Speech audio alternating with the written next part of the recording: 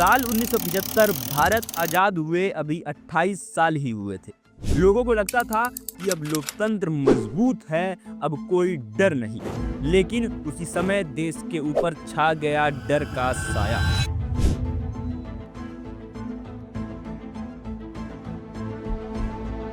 अखबार बंद, नेता जेल में, आवाजें दबाई जा रही थी और इस पूरे तूफान की जड़ में था एक आम सा दिखने वाला आदमी, नाम राजनारायण। राजनारायण कोई बड़े घराने से नहीं थे।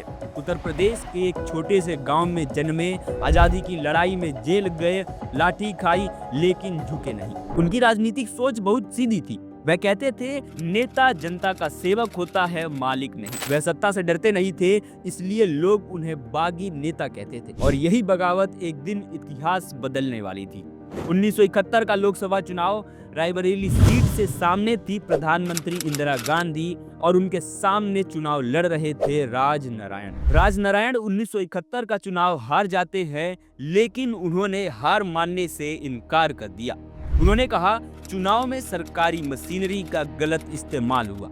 सोचिए जरा, उस जमाने में प्रधानमंत्री के खिलाफ कोर्ट जाना मतलब सीधे शेर के मुंह में हाथ डालने जैसा लगता है। लेकिन राजनारायण डरे नहीं। इलाहाबाद कोर्ट में केस चला। सालों की सुनवाई के बाद 12 जून 1975 को फैसला सामने आया। कोर्ट ने कहा इंदिरा गांधी ने चुनाव में गलत तरीके अपनाए, उनकी सांसद की सदस्यता रद्द की जाती है।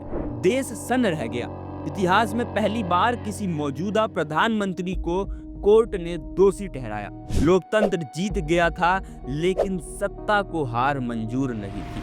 25 जून 1975 की रात देश सो रहा था और उसी रात इमरजेंसी लागू कर दी गई। भाइयों और बहनों, राष्ट्रपति जी ने आपातकाल की घोषणा की है।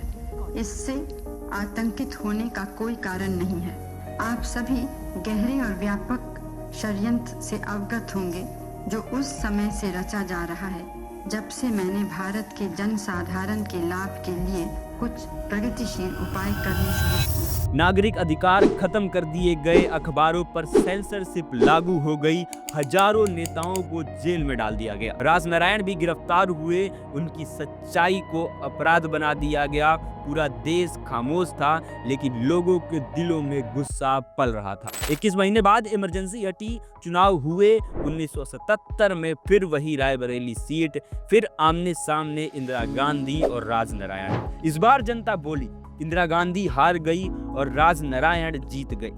यह जीत सिर्फ एक इंसान की नहीं थी, यह जीत थी लोकतंत्र की।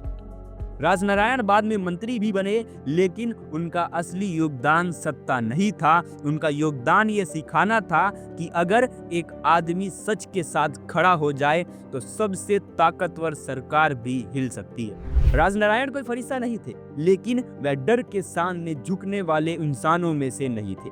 उन्होंने यह साबित किया कि लोकतंत्र कागज पर नहीं, हिम्मत रखने वाले लोगों से चलता है। राजनारायण कहते हैं जब सत्ता घमंड में हो तब सच बोलना सबसे बड़ी देशभक्ति होती है। ये वीडियो आपको कैसा लगा नीचे कमेंट बॉक्स में जरूर बताएं। धन्यवाद।